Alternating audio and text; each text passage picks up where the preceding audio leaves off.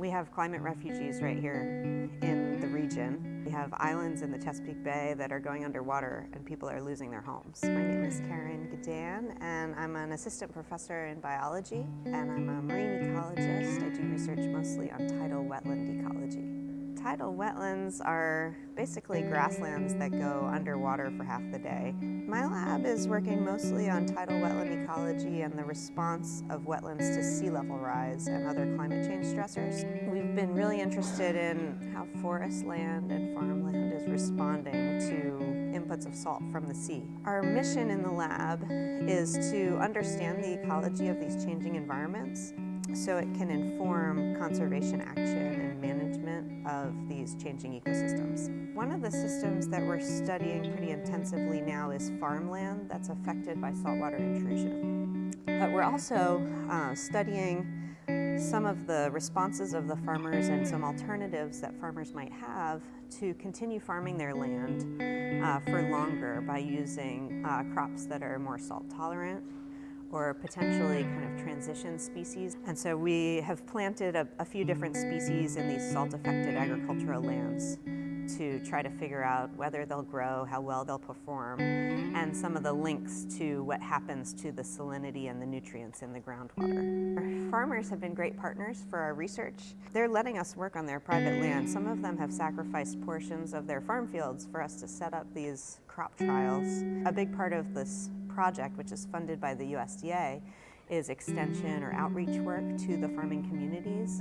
And so we're really conscious of developing solutions that we can share with them and how the best way is to share with them. So we're planning some information sheets that we can hand out to people affected by saltwater intrusion, and also farmer field days where we can take farmers around to salt-affected fields so they can see what that impact looks like and what are some of the solutions that we can put on the ground to deal with it. So they always recognize this as a problem that we were coming to help solve. So we've found them to be extremely helpful.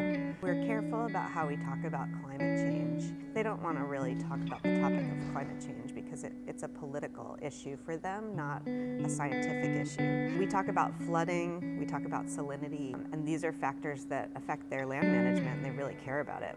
The Chesapeake Bay coastline is changing dramatically. We have some of the highest rates of sea level rise in the world.